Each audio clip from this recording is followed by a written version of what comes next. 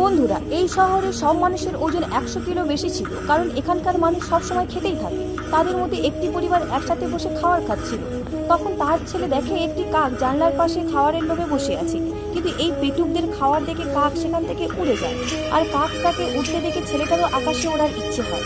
আর তার পরের দিন ছেলেটি অনেকগুলো বেলুন বেঁধে উঠতে থাকে, কিন্তু ছেলেটির ওজন বেশি হওয়ার কারণে সেটি ছেড়ে যায় আর ছেলেটি নিচে পড়ে যায়। কিন্তু ছেলেটি আবার ঘুড়ির সাহায্যে উঠতে থাকে, কিন্তু সেখানে সে ব্যর্থ হয়। কিন্তু ছেলেটি হাল ছাড়ে না, সে একটি পাখা লাগায় যা দেখে সবাই তার মজা উড়ায়। কিন্তু ছেলেটি হার মানে না আর সে কাকটি পিছু করে। আর তখন ছেলেটি দেখে কাকটি একটি ফল খেয়ে উড়ে যায়, যা দেখে ছেলেটি খাওয়ার ছেড়ে দিয়ে ওই ফল খেতে থাকে। আরও কিছু বানানোর কাজে ব্যস্ত হয়ে পড়ে। আর ধীরে ধীরে শীত চলে যায় আর গরমের মৌসুম শুরু হয়ে যায়। ছেলেটি তার 70 কিলো ওজন কমিয়ে দেয়, যা দেখে শহরের সবই লোক অবাক হয়ে যায়। ছেলেটি কাকটার পিছু করতে করতে পাহাড়ে চলে আসে আর নিজের পাখার সাহায্যে পাখির মতো উঠতে থাকে। ভিডিওটি ভালো লাগলে লাইক অ্যান্ড সাবস্ক্রাইব।